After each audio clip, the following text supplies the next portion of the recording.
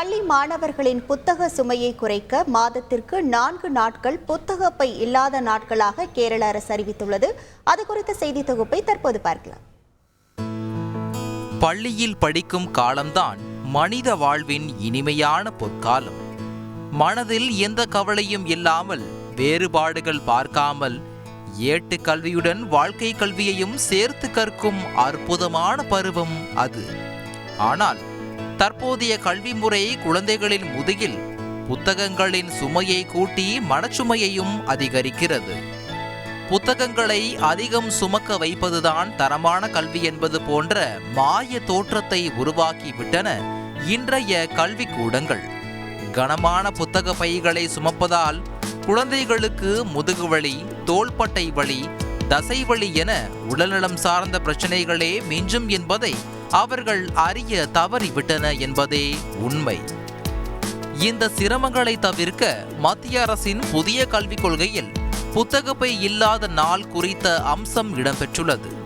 தெலுங்கானா அரசும் கடந்த 2017ஆம் ஆண்டில் மாணவர்கள் புத்தகம் கொண்டு செல்வதில் புதிய கட்டுப்பாடுகளை விதித்திருந்தது.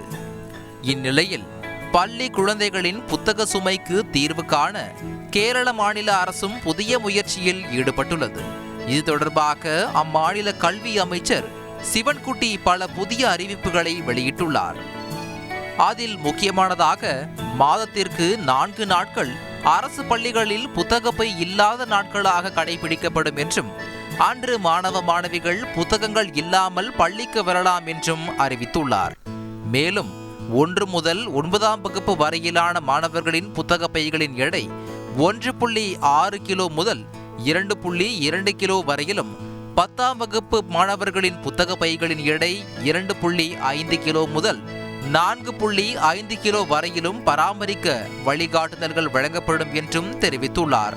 மாணவர்களை புத்தக புழுக்களாக மாற்றும் கல்வி திட்டத்திற்கு மத்தியில் மாணவர்களை புத்தகங்களின்றி சுதந்திரமாக சிந்திக்க தூண்டும் புத்தகப்பை இல்லாத வகுப்பறை திட்டத்திற்கு கேரள மாணவர்கள் மட்டுமல்ல, பெற்றோர்கள் மத்தியிலும் பெரும் வரவேற்பை பெற்றுள்ளது. தந்தி டிவி செய்திகளுக்காக செய்தியாளர் சிவசபாபதி.